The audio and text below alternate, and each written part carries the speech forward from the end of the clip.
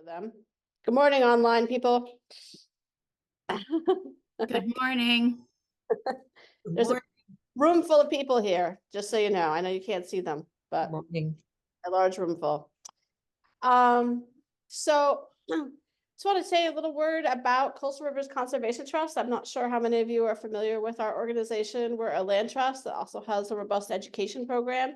We do a lot of programming for the AOS 93, our immediate school district here. Also, we run a summer nature day camp, and we do public walks and talks and lectures like this. This afternoon, I know a couple of you are going to be joining me for a walk down at Kai's Woods. If anyone is like to join us this afternoon for the Kai's Woods walk, I have had a couple cancellations, so there are openings currently if you'd like to join. My name is Sarah Gladu. I'm the Director of Education and Community Science. So I do some education programming and also the environmental monitoring projects here at Coastal Rivers. If you haven't picked up maps of our preserves or checked them out online, I encourage you to do that. There are a lot of them in the area. And in terms of housekeeping, again, the restrooms are across the hall. And for you folks that are online, in a few minutes when David gets started, I'll share the presentation. I won't necessarily be able to see the chat when he is speaking, but put your questions in there and we'll circle back to the chat when we get to the end of the actual slides and presentation to make sure we get all of those attended to. So great. I'm ready to introduce our speaker. This is David Rocque. He is a soil scientist and guru on septic systems and actually gravel roads as well. And that's how well, the first time I heard him speak was at the water conference in Belfast. And he was talking on septic systems at that point, and because septic systems and water obviously are very much connected, and that's what a lot of what he's going to be talking about. And then he spoke as part of our gravel roads presentation here, which is another potential local source of pollution in local waterways are gravel roads and parking areas and things like that. So I'm sure he could say a lot more about what he actually does, and that would be wonderful and helpful. And so welcome, David. And if I forgot anything, let me know. I am very impressed to see how many people are coming down here this morning, because it's not exactly the sexiest subject moving around. But you know what, we all need them. If we live in rural Maine, you gotta have one. And if it's not working, it can be pretty damn expensive to replace it. So it does make sense to understand it. To give you a little background before I get going, and just to let you know where I come from with what I'm going to be saying today, is the state prior to July 1st, 1974, designed septic systems on the basis of a perk test. You'd have a hole in the ground for the liquid water, you timed how long the water took to get out of it, and that's what you did. Well, believe it or not, that system wasn't exactly perfect, because you did a perk test in August, it worked a little differently than it did in April or May. So there's some fallacies. So anyway, in July 1st, 1974, we went to the system that we use today called site evaluation. In 1975, I graduated from college and went to work for an engineering firm. And the owner of the company used to design septic systems. And then all of a sudden, he couldn't anymore because you had to get licensed as a site evaluator. So when I came on board, he said, well, you got some soil background. Why don't you study this? So I got licensed in like I think it was the spring of 1976. So I've been a site evaluator for close to 50 years. And then I worked in the state septic system program for 3 years, licensing people to design septic systems, and then looking at failed septic systems and resolving disputes. And after that, I went to the state Department of Agriculture as a state soil scientist, and in that position, I get to do all kinds of things if it had to do with soil. So I have quite a background, and I continued working with the state septic system folks. I've written some of the sections in the septic system rules, and I still the people in that program still contact me because I know where everything came from and how it got written. So I've decided to do these workshops in 1987 for people who put in septic systems and design them. And Little did I know that 37 years later, I'm still doing it. Maybe I'll never stop. Who knows? But anyway, so I have learned a lot about the subject. And so I just want you to understand that I'm not just a person in a position where it's your job, but something I like, and I do care about these things and the environment. That's why I'm here today primarily, because I really care about what we have for water quality, both groundwater and surface water, and hope to pass some of that information on you folks. So with that, the talk today is designed for homeowners, and it's about keeping a septic system working and about what will happen if it doesn't necessarily. And I already said that, so I don't have to go over that again. One of the things I do is, when I talk to people, if you've got a system that's been in since before 1974, you're in the shoreline zone, it might be a good time to have it replaced. Generally speaking, they were under design, and if they're still working, unless they're almost never used, if they're still working, they're either in sand and gravel, which doesn't slow the stuff down, you can go away very quickly, or it's on fractured bedrock, and that drains really quickly and goes into a water body. So they can be problematic. And I've got another slide that I'm going to show you in a few minutes about a lake that I got involved in, where I think septic systems are one of the primary problems with nutrient loading. And I'll just mention that the two handouts out back, one of them is what I call septic system user notes. It's what I compiled over my almost 50-year career doing this and studying it inside and out. And things that you should know and should do to keep your septic system working. So that's really important. The other one, which is called septic system short circuits, it deals with what I feel is a shortcoming of our septic system rules. In fact, probably almost anybody else in the country. You know, septic systems, when they first were designed, they knew you need to get the wastewater below ground, because if it's sitting on the surface, there are things in it which are not good that can make people sick or kill them. So get the water out of it quickly. So the better the permeability, the quicker you get rid of the water, the better. Well, over time, folks have started realizing there's nutrients in those. And the nutrients can eventually go somewhere they shouldn't. I have been, just last spring, I was hired by an environmental company down in Portland. The state of New Hampshire has such a problem with nutrient loading in their water bodies and water quality issues, that they hired this company to come up with a way to help them reduce nutrient loading in from septic systems. And so they hired me as their technical expert to provide this. And through that process, I learned that, you know, Florida, North Carolina, South Carolina, New York, Massachusetts, there are a lot of states that realize there's a problem out there from nutrients coming out of septic systems.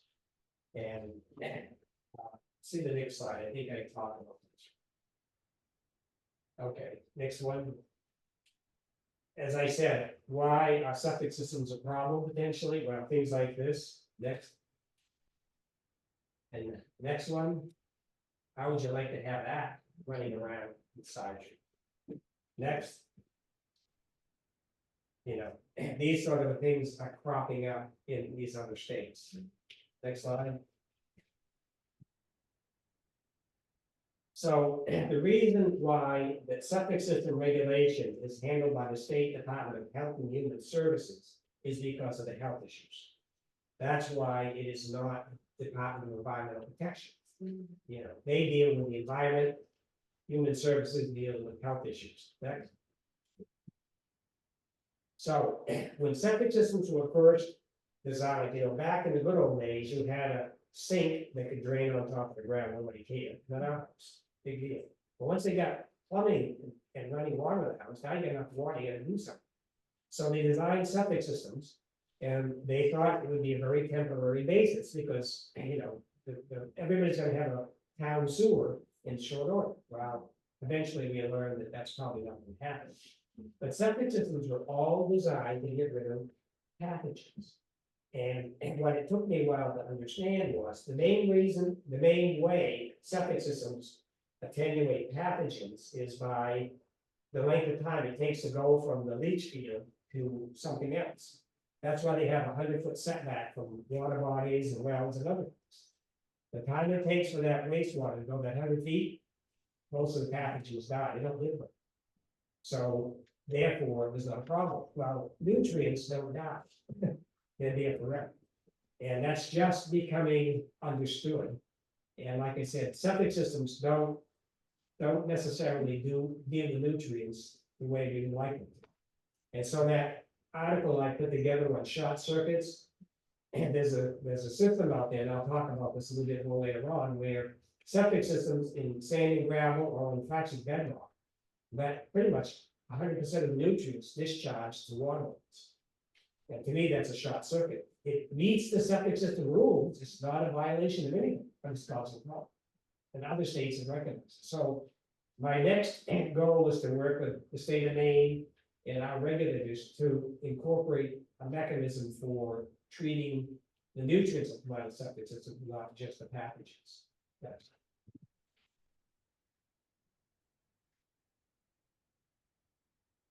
I was working. One moment.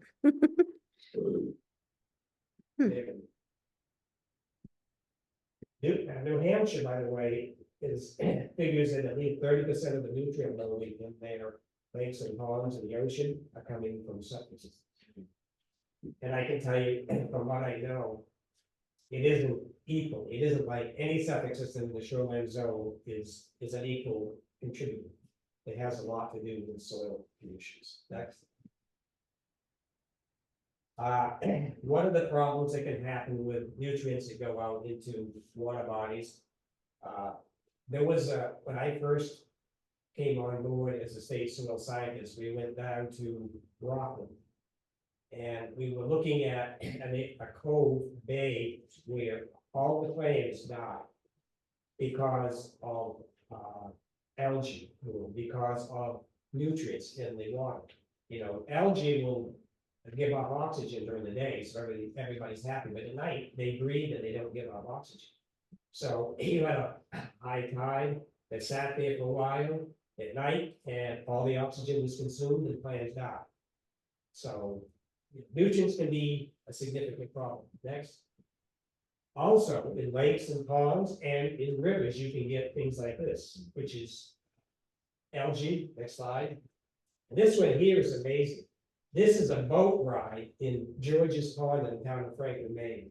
Believe it or not, that's George's Pond right there. How many people want to wake up in the morning, look at that pond and see that? And this particular pond, the Lake Association got me to come out and look at their gravel roads. And we took a walk around the lake. It's 5 miles. They walked every inch of the 5 miles around the lake. And what I noticed was the soil there was mostly sands and gravels. And erosion isn't as big an issue with sand and gravel, obviously, because it's highly permeable. It's not like silver and clay. The other thing is phosphorus, which is what is the limiting factor in a lake or an algae. Usually gets there as being attached to silt and clay particles, very small particles, because the soil particles are negatively charged, phosphorus is positively charged, so they stick together, it's into the lake and it defeats it. Well, I didn't see that as being a big deal, but with sand and gravel in there, I said, how many people around here are old cesspools that are 20 feet from the lake? It turns out there's 20 people. So the folks, they luckily got a grant from the DEP to treat it with alum, which is aluminum, and it will attract phosphorus to it.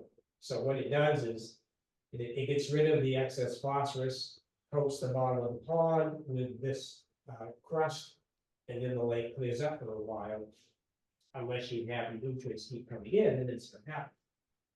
So the town and their DEP grant hired me to come take a look at some of the septic systems because we were concerned about the short circuit. So I looked at 6 systems, and 3 of them were older ones.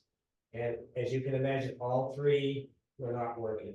Every one of them, the piping was all plugged up with tree roots and stuff. And so and one of them had a septic tank that was about 20 feet from the lake on top of a little knoll. And so what happens, it would just fill up and it would just leak out. And the three septic systems that were designed after 1974, they're fairly recent. Only one of them was working the way it's supposed to. One of them was a short circuit, and one of them, I don't think, was designed by a site evaluator. It was right in a drainage way. No site evaluator ever designed it. So it was just gravel field running right into a ditch into the lake. So there is a problem out there that people may not know the extent. So there are three primary reasons why septic systems fail. Like I said, you don't want it to fail because number one, it's a health concern, it can be an environmental concern, and it's costly to replace. The design of the septic system is very important. Obviously, it has to be designed properly. The installation has to be done properly, but there's also maintenance that's just as important. And people don't understand it, especially if they come from a city where you can flush things down, it goes to the treatment plant, big deal. Septic systems are not treatment plants. Next. So, yes, so every homeowner has a responsibility to keep it working. For the families, the environment. That's. And so exactly what is the septic system, what it's composed. Next. Basic septic system is piping from the house to a septic tank into a drain field where the water goes into the ground. That's the simplest setup for septic systems in Maine. But believe it or not, outhouses are a septic system. Some people say, well, I don't really have a septic system, I have an outhouse. Believe it or not, an outhouse is far superior to a flush toilet environment. Anybody know why? Less water. Got it, exactly. What is that? Less water. How do contaminants go from one place to another? They go because water carries, right? So if you have a 3-bedroom home, we consider that 300 gallons per day of water. And that water is a mechanism to transport nutrients. An outhouse doesn't have it unless you have the hole in the wet spot of the ground, which it's supposed to do. If it's up above the water table, there's no water that ever gets added, it sits there and composts. So our houses are pretty good. They're a lot better than you think. If they put in the right place. So some of them are pretty rustic. Next. Some of them are not as rustic. This is a design that's catching a lot of people's attention these days. It's called a bouldering pit privy. And you can see it's built up well off the ground. The waste is designed to go sit right on top of the ground, not go in it. And there's 2 holes in there. So what they do is they use one side for a year. Then they leave it alone for a year and let it compost. They put in some wood ash and a little bit of sawdust and stuff. And so basically you compost. And it composts better than if you dig a hole in the ground. It doesn't get enough air, you need a lot of air. So that's a pretty popular stuff. Next. But you still need a gray water. You know, your sink and your laundry, that water has to go somewhere. That can have pathogens in it too. So if you have an outhouse, you still need a septic system. So what does a septic tank do? This is the typical concrete septic tank. Water comes in here. It goes down into the tank. And it's got a baffle here, which, if your house is way up here and your septic tank is here and you flush the toilet, it's coming down at 90 miles an hour. That slows it down. You don't want to stir this up because you don't want particles to go out into the leach field. The purpose of a septic tank is to slow water down. So stuff heavier than water sinks and stuff lighter than water floats to the surface. This slows it down so that it takes the energy out, makes the water go down and across through here. And this baffle here prevents the grease from getting out into the leach field. So if you ever have your septic tank pump, which you should do, make sure that baffle is working and intact. And I can tell you, fixing it is a really simple thing to do if it doesn't work. What you can do is take what they call a pipe tee. You take a piece of plastic pipe, like here, you stick it out into here, you put a coupling on it, so the piece of the pipe goes up this way, up right to the top, and down this way, to the bottom here. And bingo, you got a baffle that works perfectly fine and is simple and easy to do, but without that baffle, the scum goes out into the leach field. And that's got grease and stuff in it, that stuff doesn't decompose and you're gonna plug it up, so. Make darn sure that baffle's in. This one should be here too, but that one's good. And the septic tank is gonna be anaerobic, and there's so much biological activity that the microbes are gonna use up all the oxygen. So decomposition in the septic tank is kind of slow. That's why you're gonna pump it out. Because it just doesn't, it isn't that quick. And then, of course, the rate at which it fills up depends on how much you use it and what's in your waste. So simple, it's been around for hundreds, thousands of years, and they work fine as long as they're all intact. Thanks. They also make them in plastic, so they can be carried if you're gonna put a tank in a place that's hard to get at, because the concrete ones need a boom truck to put it in. Thanks. Risers, which are these things here, are actually always were a good idea, but now they're required. If your septic tank is down at 2 feet, that's not easy to get at to pump it out. So you put a riser on it, take the cover off the tank, put a riser on it, put the cover up here. Now when you put the cover, you can get out the septic tank really easy, anytime you want it. And they make them plastic, they don't have to be concrete, so they're not expensive, but now they're actually required in the systems. A lot of tanks now come with a filter, and you can have one of these installed. Again, it just fits right into the pipe that goes into the septic tank as it comes in, goes down, and or you can have it either end. The purpose of a filter, of course, is to keep out some of the particles, so they don't go out in the drain field. Because if the particles go out into the drain field, they can plug up the soil pores and they won't work with it. So most septic tanks today come from that.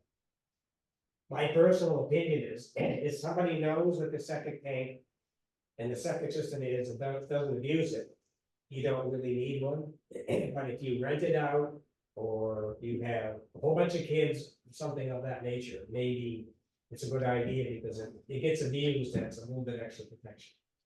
Next.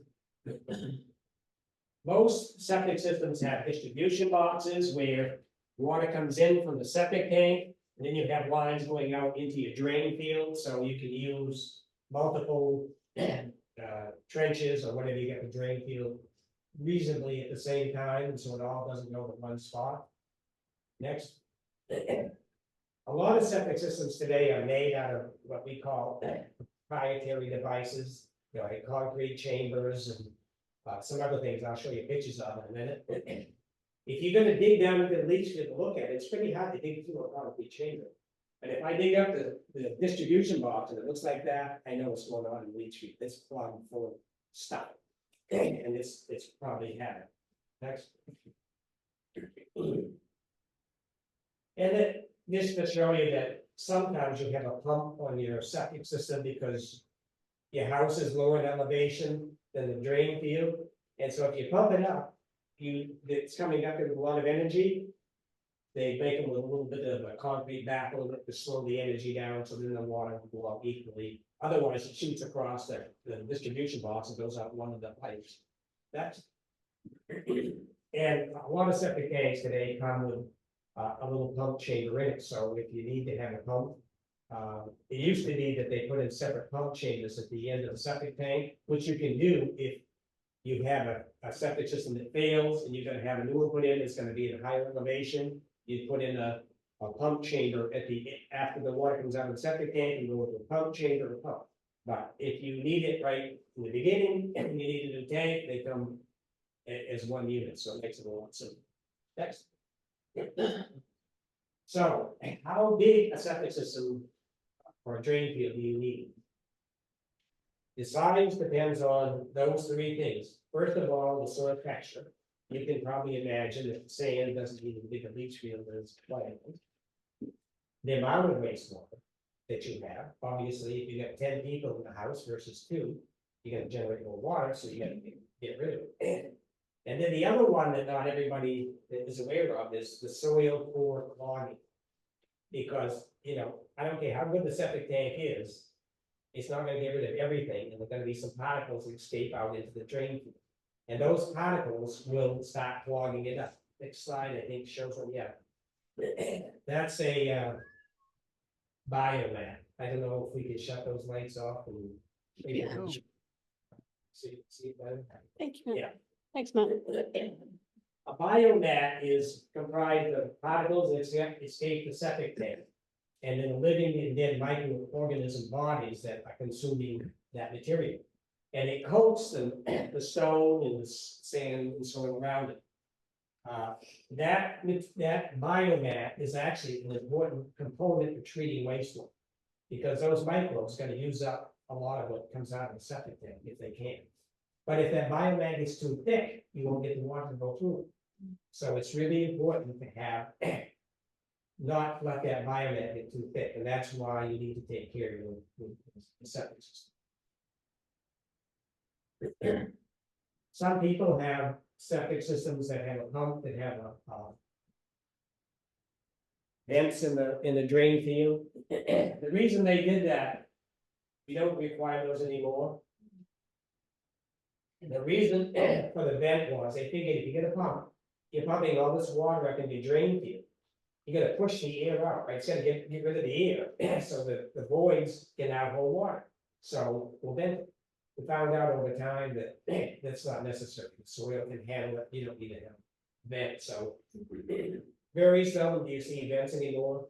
There are a couple of manufacturers of proprietary devices that require it, but the state rules don't require the manufacturer.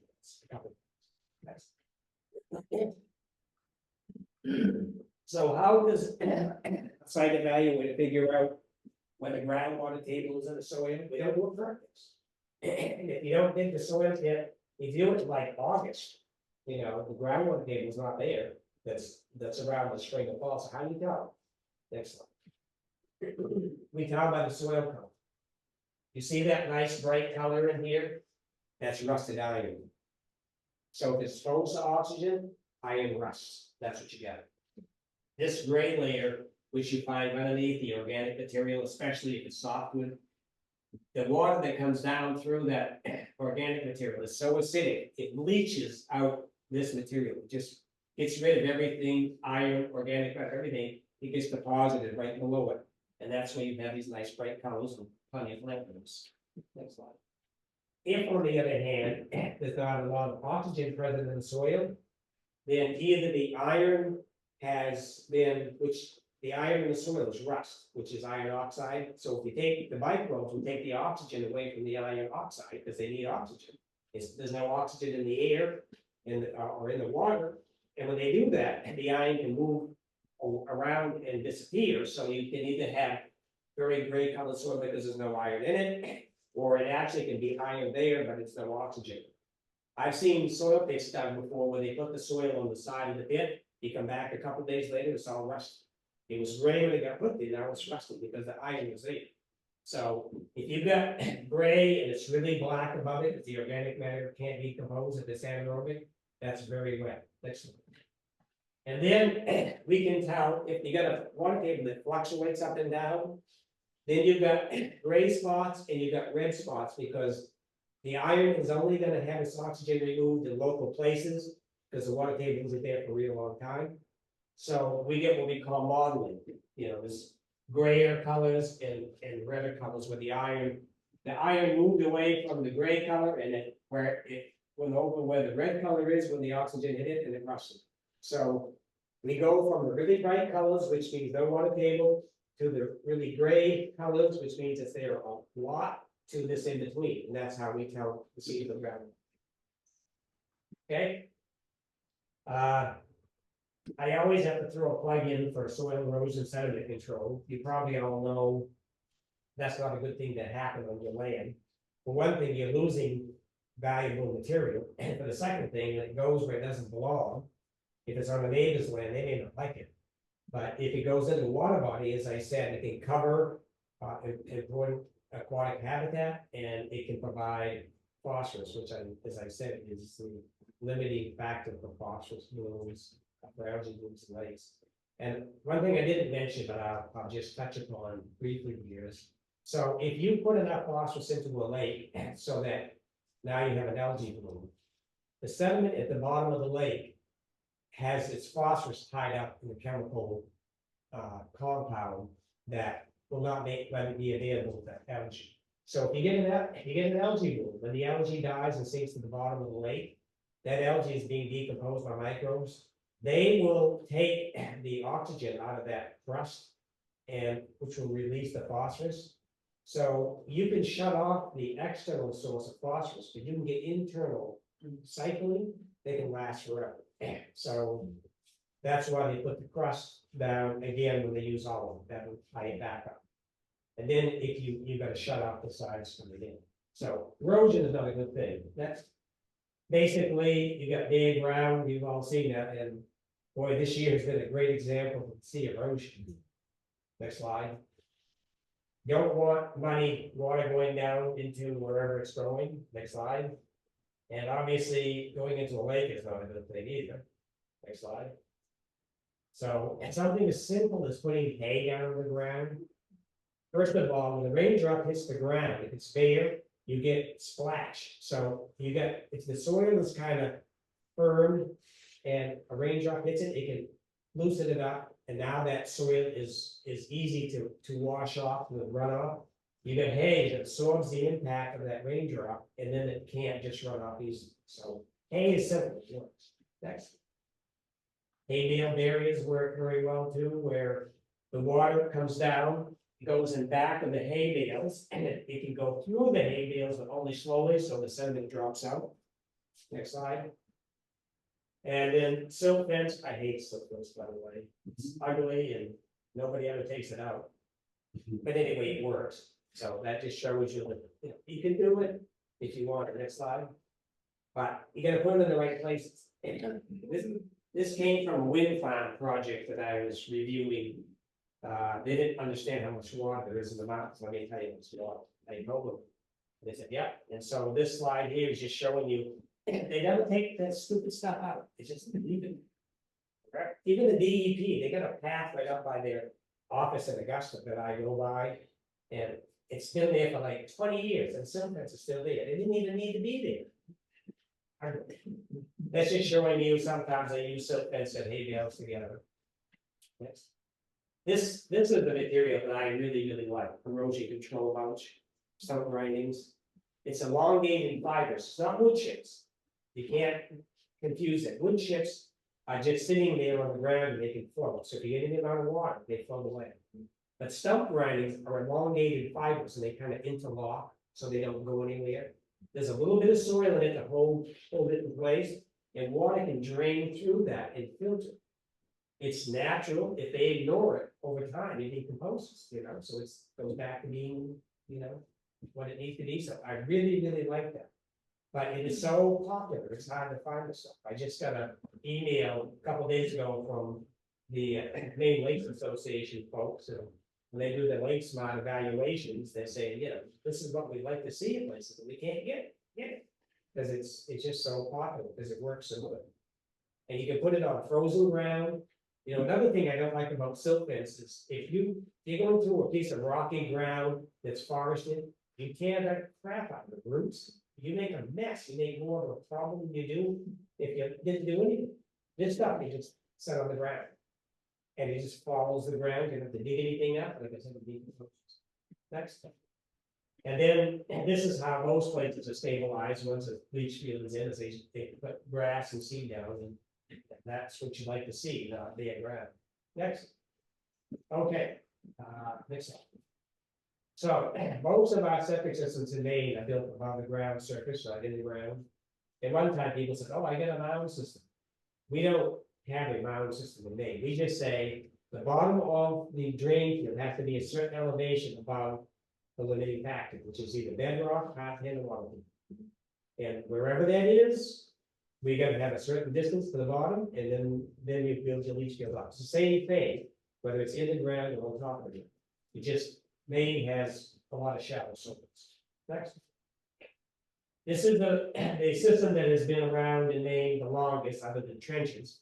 Is stone bed with crushed crushed pipe, crushed rock and perforated pipe on top of the ground, and it's coming over.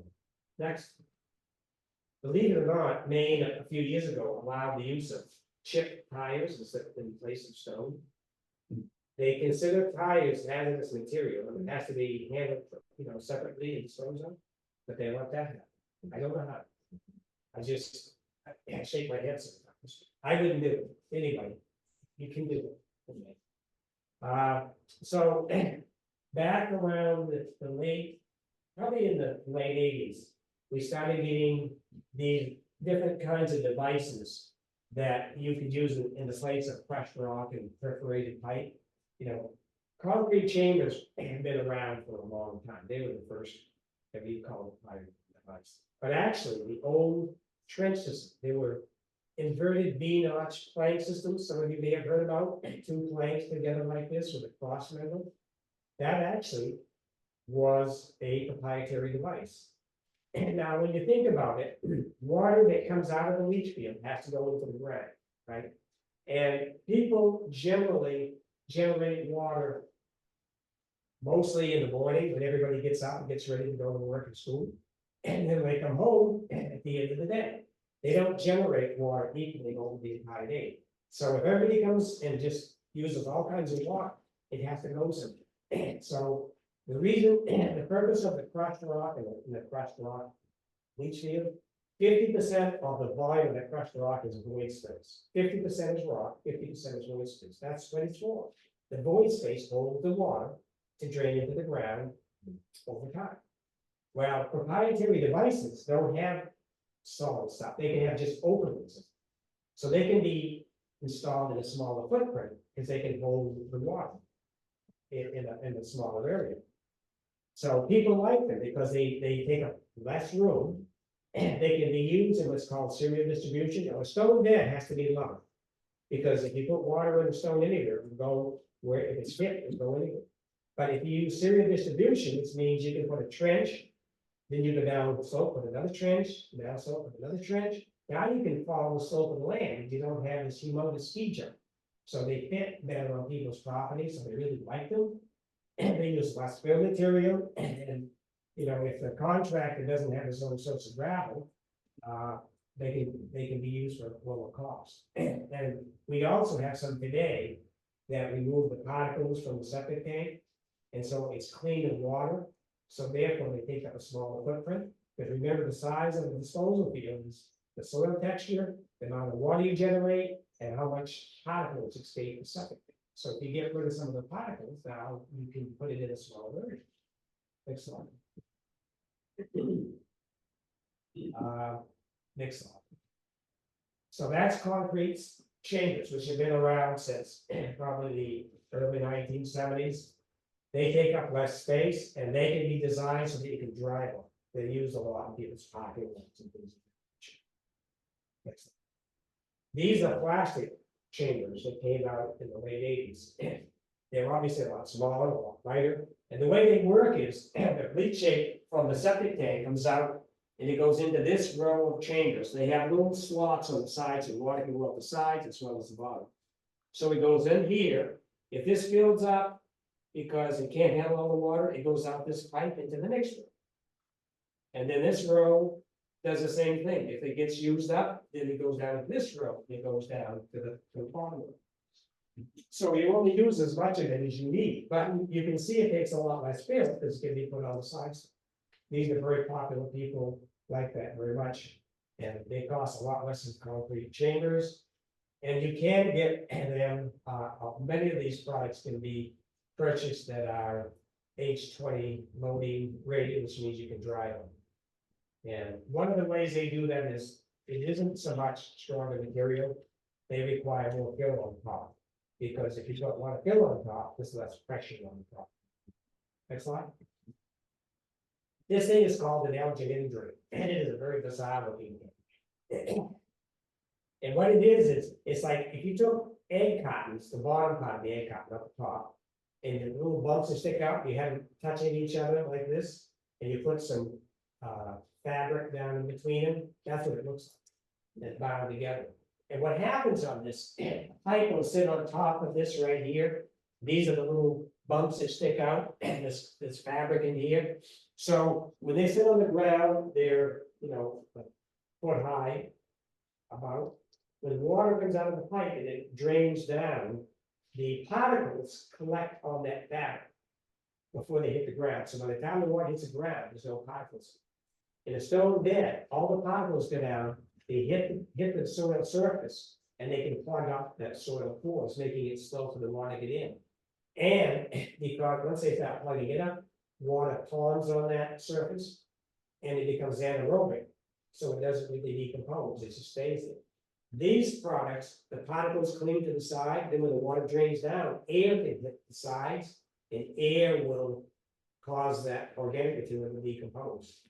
And because of that, there are those other proprietary devices, like the plastic and concrete chambers, they can fit in an area about half the size of the stone bed, right? So that helps. This system can be put in a footprint that's only 25% the size of the stone bed. So they can fit into pretty tight areas, and so they become very popular on small lots where you don't have a lot of room. Next slide. This is what it looks like, and they put the pipe on top like this. And so water drains into here, and if for some reason it couldn't, the water would go back into the holes in the pipe and then go around and feed the other ones. And what they do is they put fabric over the top of this so the soil doesn't plug it up, and then they cover it with soil. So that's all they do. Next. This thing here is called a biofin. There's a new version of it. It isn't important that you understand the name or whatever, but it also operates the same, because there's two of them that will allow you to put in a footprint that's only 25% of the size of the stone bed. That's the other one. Next. Then we have fabric wrapped pipe. Next slide shows that right here. It's a pipe with perforations, and what they do is they put around that pipe plastic, kind of, it looks like plastic wire. It's got maybe an inch of thickness to it, and then they put a finer fabric on the outside of that one.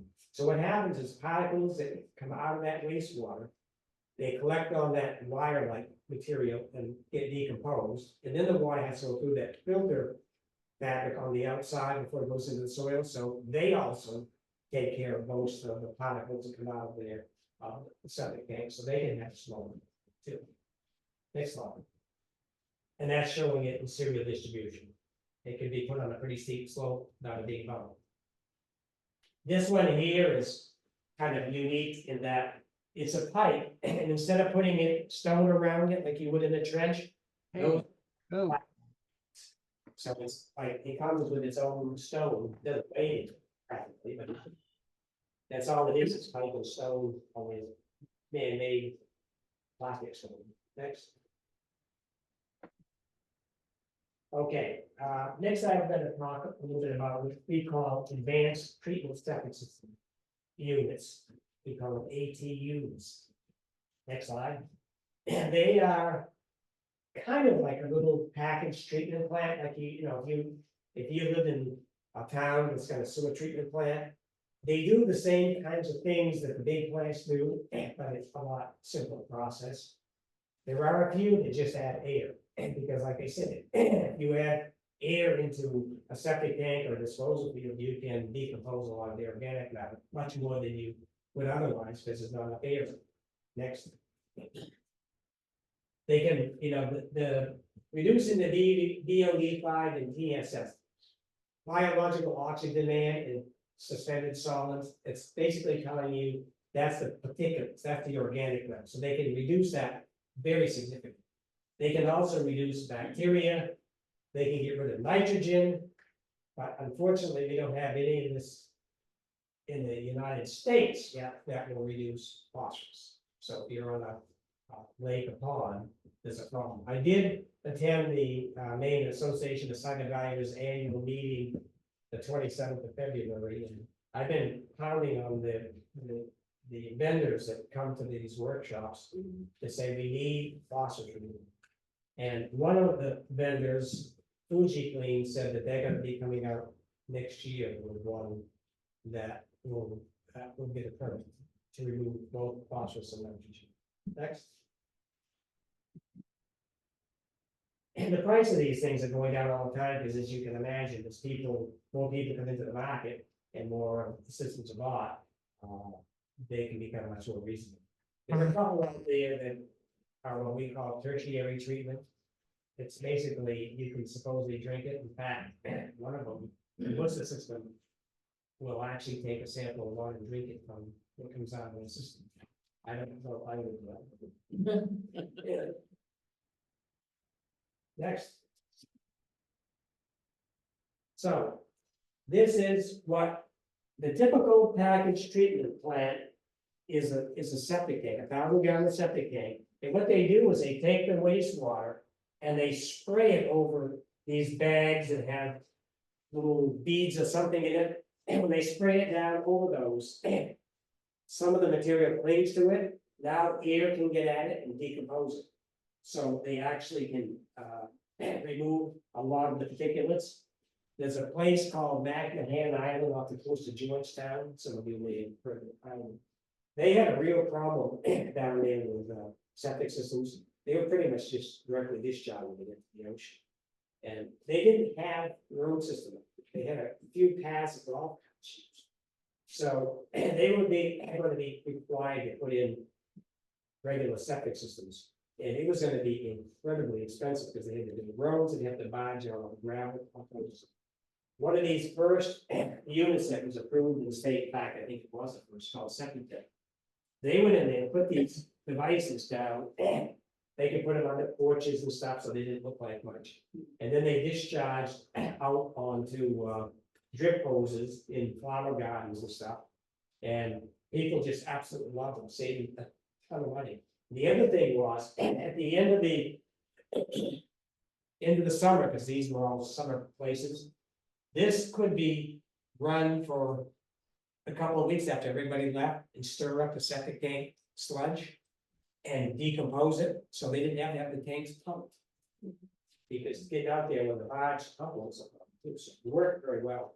The owner or the person who oversaw that operation did a lot of talks around the country because people were so fascinated by it. This is what's called an aerobic treatment tank. Some systems you can just add oxygen to, those are fairly inexpensive. And adding oxygen can remove a lot of the material that will clog up your drain field. I worked with a few of the folks that invented these systems, and they would claim that you could revive a failed drain field if it was all plugged up.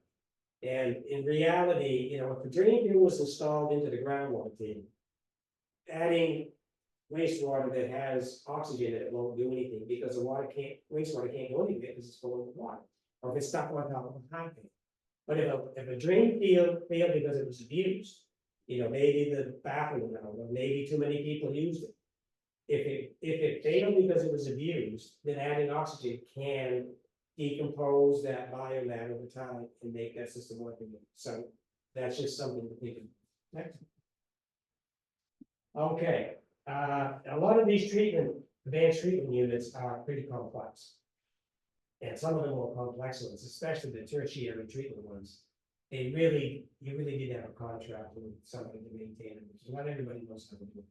Some of these systems actually can be set up now today to electronically contact the vendor if there's a problem, and they can take care of it. So you don't have to worry because homeowners don't want to worry about this. Next. And this is just showing you wastewater quality coming into the septic tank and then coming out of the drain field. The organic material, these two here, you can see 95% reduction.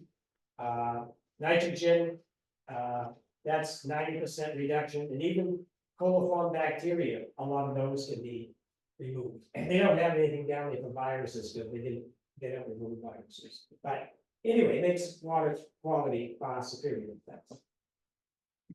And this is showing you what comes out of a septic tank normally looks like this, and what comes out of the septic tank with that septic tank unit, and the others do the same thing, looks like that.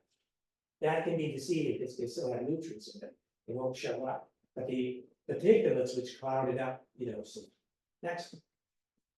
And that's a septic deck, unit right there. Next. This is showing you one of those units under the porch of one of the structures. That's the only thing they ended up with. People were thrilled because they have this ugly drain field. That's a big mound with roads and everything else. They have this thing they can plans for. Next. And this is the kind of drip hose that I use. There's now 3 or 4 different systems that use drip hose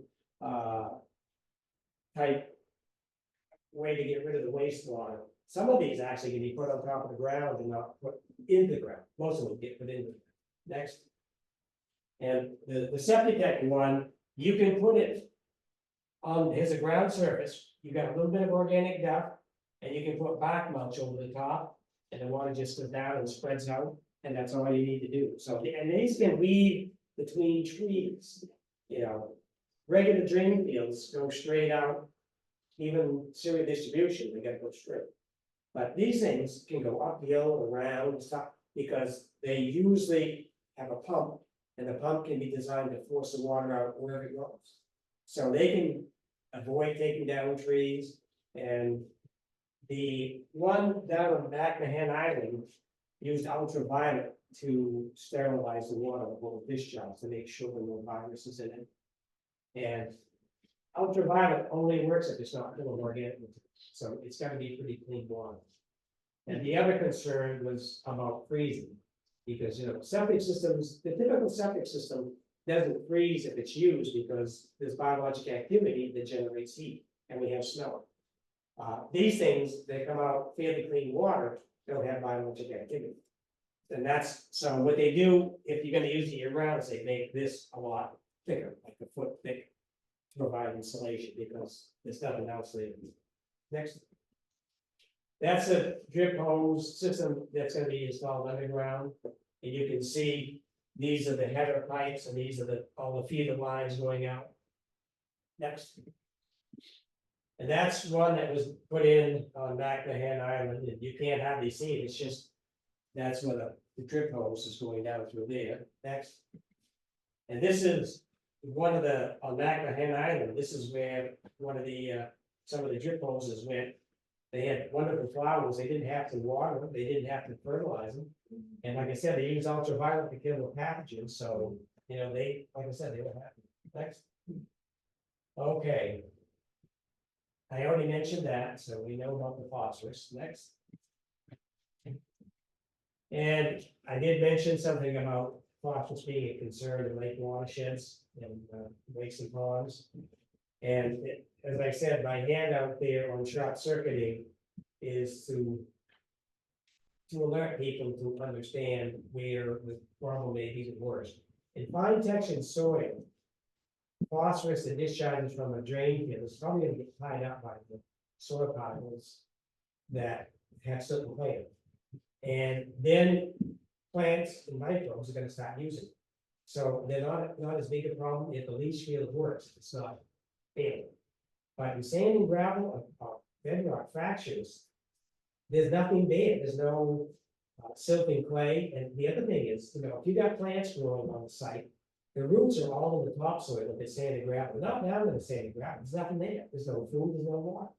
So there's nothing there to remove nutrients. And the same with fractured bedrock. If you get into a crack in the bedrock, there's nothing there to remove.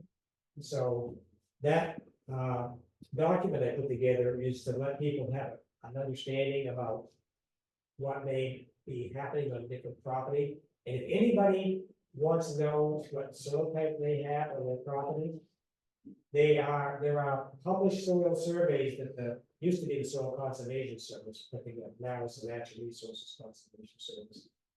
But you can find this information online, and it's all digitized. In fact, they don't even make the things. And the way you do that is you Google what's called a web soil survey. And once you Google that, click on the home page, and then you come up with a screen that's got this great big start button. So you click on the start button, and that will come up to a page that has this one corner. You'll have a map of the United States, and the other side there'll be a bunch of lines where you can click on. One of them is called address, so you click on address. And then a box will open, so you can type in the address that you were interested, in, whatever it is. And then you click view. And now that little map that was of the United States is the map on what you clicked on. So there's where it is. Now, you're gonna wanna look at a soil map of a certain area. So the way you find out the soils in the area that you want, you're looking for, is right above that area that's been shown that you're interested in. There are a bunch of icons. There's two, one of them is a triangle, one of them is a rectangle. And it says AOI, it's area of interest. So if you click on the one that's a rectangle, that's the easiest one. Then you take your cursor, take your mouse, and take your cursor over into a corner of the area you're interested in. Don't worry about a little bit bigger area than it is, it doesn't matter, because you're just looking at the soils. You don't want it too big, because then you don't get a very good scale size. If you go over to a corner and say, okay, that's a corner, when you drag it over, when you let go of the mouse and click it again, and hold it, you drag it up to another corner. Let go, click, drag, let go, click, drag, let go, click, drag, all the way over, so you created a rectangle. Then you click it twice, and then you'll get this area that's all cross-hatched. That says it's area of interest. Now, if you got it in the wrong spot, over to your left, you can click on area of interest again to get rid of it and do it all over again. But if you're happy with it, way up at the top of the screen, you have these folders with tabs. One says soil map. Click on soil map, and you'll get a soil. It'll show you what the soil types are, and it'll list them out. And then you click on printable version, which then allows you to put a name in if you want. And then print it out, and you've got soil of your area. So then you will know if I get gravel, if I got dead wood. And that's not 100% accurate, because every state in the country was mapped by the Soil Conservation Service and Massachusetts Conservation Service now. And when they did, you think about it, they mapped everything in the whole United States. They had limited amount of time and people, so they did some general. And so they're not site specific, but it gives you a good idea of what you've got. If you want to know, I mean, if it says you're in clay, you're probably not in gravel. They don't usually get those ones. So, it puts you in the ballpark, so it's a very handy thing to do. Okay, next. And my document up there will list the names of the soils that are the biggest potential for a problem. And like I said, there's a few tertiary treatment plants out there today that will remove even viruses, but most simply don't remove viruses. So that's still a concern. Next. Next slide, we already talked about that. So like I said, in shallow bedrock soils and sandy gravels, one of the things I did to recommend in that process I was involved in, where that environmental firm in Maine, that's got offices in Maine, New Hampshire, to advise New Hampshire on how to reduce nutrients from their septic systems. They were looking at all these advanced treatment units as a mechanism to do that.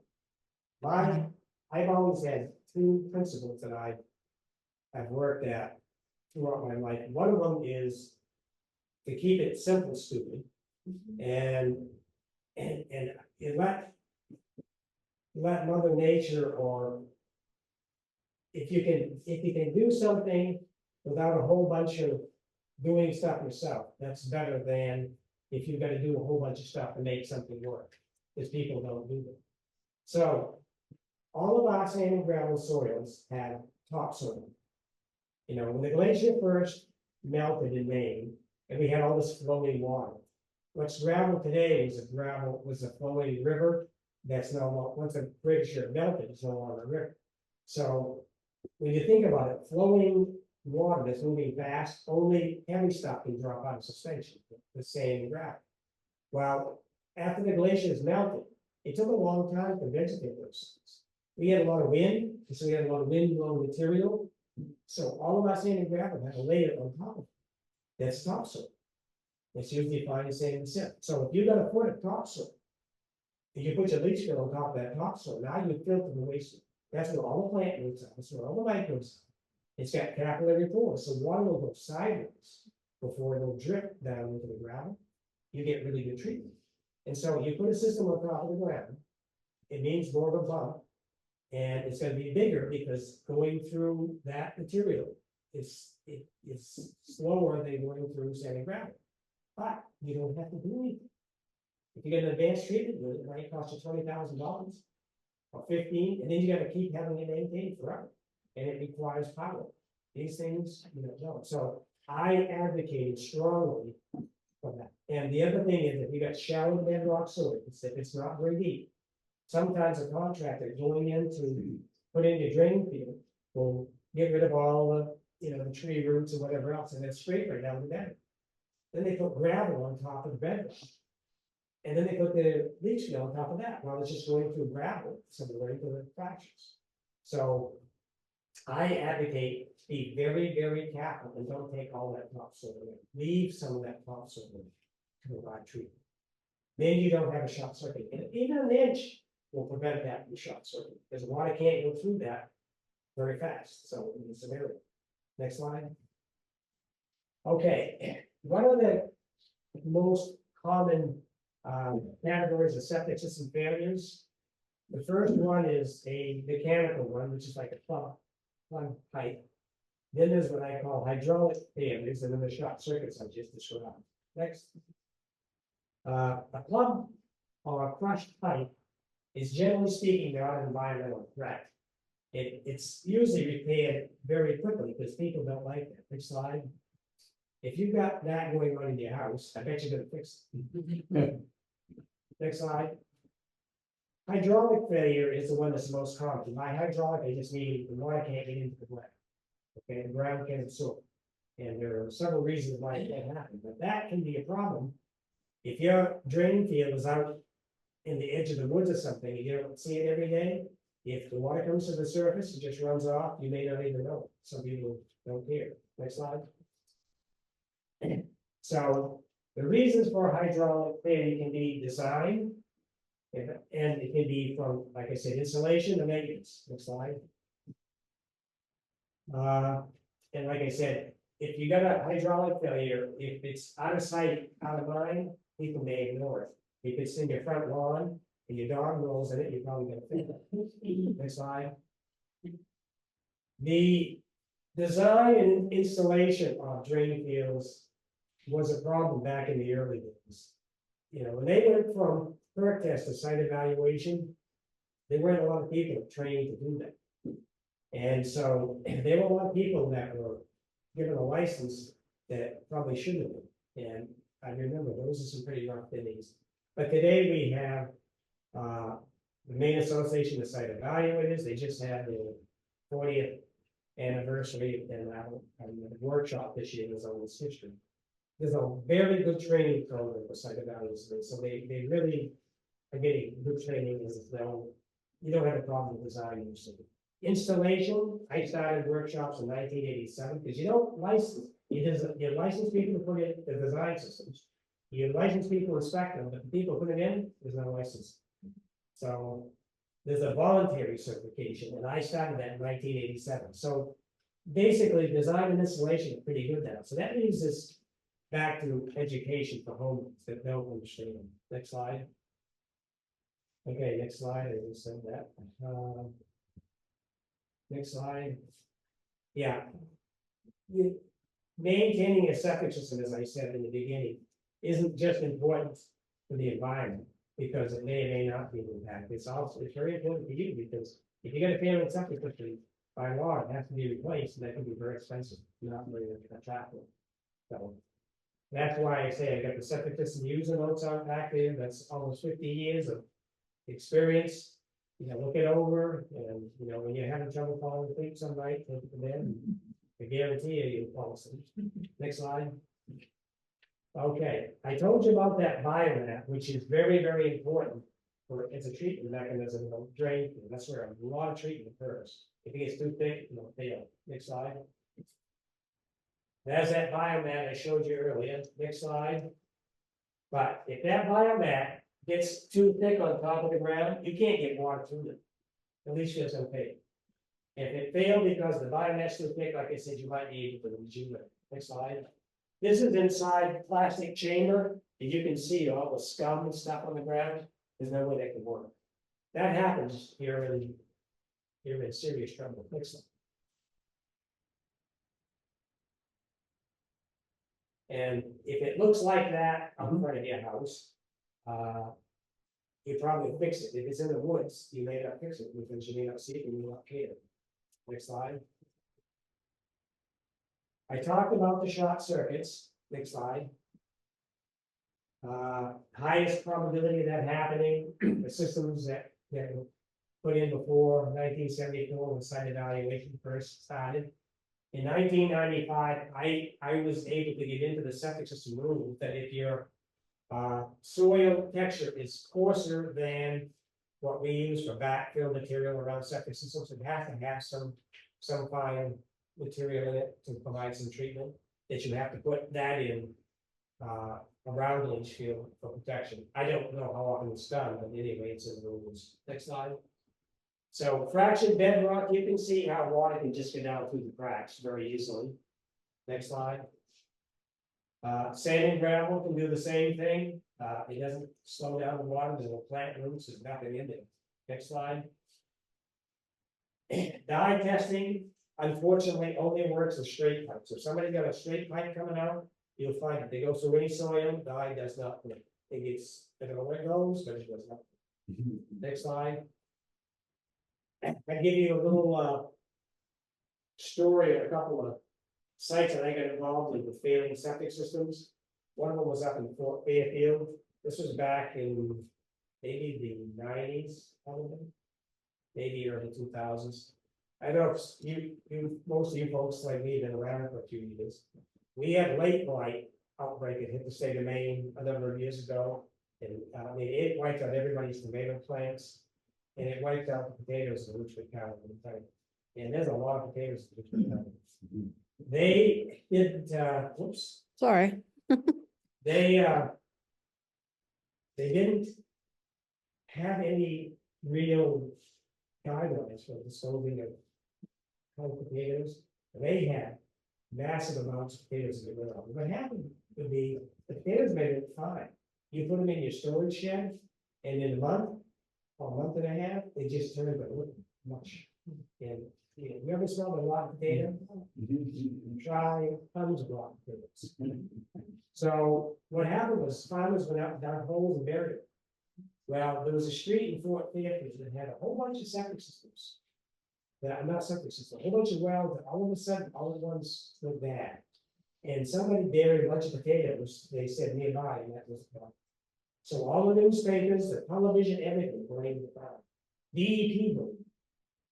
So I got asked to come up and take a look at this. So I went up and I wanted to meet with the folks up there. And one of the things I noticed was that the street where the problem was here, let's say like here, there was a stream down here and the potato burial site is up here. Well, if you know anything about hydraulics, any water from the potatoes should have gone down to the stream to discharge. It shouldn't go back up to where these people were. That didn't make no sense. So I took a whole bunch of people, we walked down the street, went to the first house, everybody knew we were coming and standing out there, and I asked the homeowner, bring out a glass of water so I can just see what it looks like and smell it. And they brought it out, and I didn't get from me to you, and I said, that's close enough. I mean, it was rank. So what that told me was, this was not something that was being diluted over distance, like the potato site was quite a ways away, it would have been diluted. This was extremely rank. So I knew it was a very straight shot. I said, I'll bet you it says septic systems. So I looked at a few of the leach fields. They were in sand and gravel, and there was no biomet. Some of them been in for 20 years. I said, I'll bet you there's about 6 or 8 feet of gravel, and then there's a clay area, and all the water drains down to that clay area is going over to the wells. They had wells that were pounded into the ground and not drilled, pounded in. And it was a cold winter without much snow, so I said, some of the cases probably lost their seal. And I said, you need to have your wells, one of the homeowners did that, and their well dried up. So they've been drinking their wastewater forever, just. So I said, this is my recommendation. They had a local site evaluator, come back, redo all of these fields, and put them on top of the ground, put them in. They did that, and 20 years ago, and they're fine. So that took care of the problem. You know, it was interesting. Neither the newspapers or the radio or the television ever seemed to beat about the people who were pooping in their wells. It wasn't the farmer. That wasn't as exciting as this. And then the other one in Thompson, this State Department of Environmental Protection, and they come to this conclusion that the state of Maine septic system rules were deficient because shower to bedrock subdivisions had polluted wells, and so they said the septic systems need to be in that more soil than what the state rules require. So they put together this draft report saying that.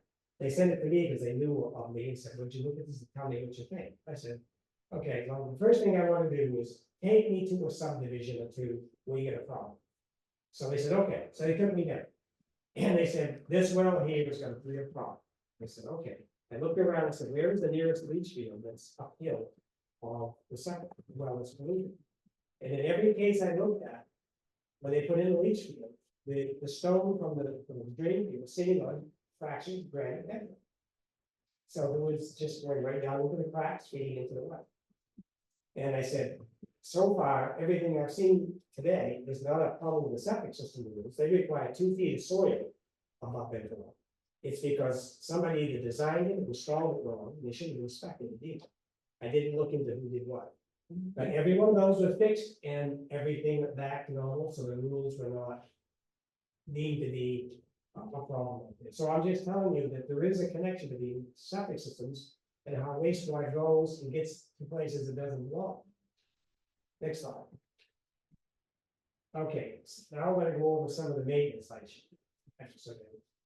So, how big a septic tank are every 2 to 5 years? Like I said, that's really, really important. It's like, why do you have the oil changed in your car? You don't change the oil because the car's not running. Because if you did it then, it wouldn't work, right? Well, you don't pump a septic tank out because you have to. It's when I was a site evaluator going around talking to people if they had septic systems, I said, when was the last time you had your tank pumped? I hadn't had it. And I guess they figure if it won't work anymore, they gotta pump it out. No, it's you kill it. So it's a good idea to have it pumped out every 2 to 5 years. And one thing to keep in mind, if you're an older couple, then your wastewater generation is not going to change radically. But if you got a young growing family, I had 3 kids, 2 daughters, and I can tell you the shower didn't stop running. The girls were home. So the amount of water you use, and they had to wash everything, even if they tried it on and didn't wear it, they had to wash it. So, you know, it should match. If your water usage changes, then you might need to take that. Next slide. Additives like Ridex. You absolutely do not want to add anything to your septic system to make it work. Do not do it. Used to be chemical additives, those aren't allowed anymore. Now there's biologic like Ridex. And what Ridex does is it puts an incredible number of competing microbes into your septic tank. And they will get so active, they will bubble up material in your septic tank that will belong into your drain and plug it up. When I used to investigate failing septic systems, I saw a number of them that failed because people were putting stuff like that into the septic tank. Don't do it. It does not need it. In a very, very few rare instances where a single elderly person lives in a house and it's a brand new system, they won't generate enough waste to get it to be biologically active. The simplest thing to do then is just have a septic tank pumper come by and pump a little bit into the tank. Once it's fed, then it's good for it. So additives are, if you're lucky, they won't do any harm. If you're not lucky, you're gonna kill it. So don't do it. Next slide. There's another one of the things, like I said, if you live out in the Midwest and you have a cesspool, you know, the water table is 100 feet down to the ground, You don't have a problem like we do in Maine, where the water tables are down near the surface. So if you get a cesspool, your water goes up the sidewalk. So Rid-X is okay. Because it'll cause the stuff on the sidewalls to slump and fall to the bottom. You don't care. In Maine, it falls to the bottom, that's what we use as bottom area. It's not gonna work. Next. Don't do all your laundries on Saturday. Spread them out over the week, because that's a slug of water. And if you generate 150 or 200 gallons Saturday morning of water, your tank isn't designed to handle that surge, and you're gonna get too many particles on the leach field, so spread it out. Next slide. Low volume fixtures, today in Maine, you can't get a fixture that's not low volume. You may have a really old one. People, as I remember, used to put bricks and stuff in their water tank, so you need less water. That's a good idea. You know what? The less water you use, the better. Next slide. Shower heads and everything else the same way. And don't discharge other things into your like hot tubs and stuff like that. They don't need to be discharged into your drain field. If it's not designed to handle it, don't do it. It can go onto the ground. In fact, the septic system rules just are now allowing water treatment things to be discharged onto the ground and not go into your drain field. Next slide. Garbage grinders, they're really not a good idea. Use, if you've got garbage compost, it's wonderful too. And it's a great use. You put it down into your septic tank, and your septic system is supposed to be now today designed to handle that extra load. And you get the greases and stuff should never be put down there, so don't do it. Next slide. Divert any surface water away, especially roof front. I don't know how many times I've seen big buildings with roofs and the water all runs across the wall right where the leach field is. You don't want all that. So if you can get rid of it, do it. Next slide. Don't put hay bales in the ditch. Oops, sorry. That is absolutely not what you do. What does that hay bale do to stop sediment? Because it's a show. They did it because it looks like they should have done it. Next slide. Grease. Grease is even worse than particles, because grease will not decompose. It takes forever to break down grease in the drain. So that's even worse by far than organics. Next slide. It is better to use liquid detergents than to use powder detergents on septic systems, because there's a carrier for the soap on powder detergents, like a little bit of clay, and that's adding more material out into your drain field and your septic tank. Next slide. And don't flush everything known to man down the septic tank. Even town sewers don't like a lot of those things being flushed down, but they have a mechanism to handle it. Yeah, leach field does that, so don't flush. Floss and all those kind of things. They don't have much of a mechanism to handle it in Damascata, because I know the fellow who has to go and take things out of the pipes, and it's not They great. don't like it, no. But you might get away with it because you're not feeling like you drain. Don't flush this. I live in the city, and I know that my wife flushes. She grew up in the city. She gets mad.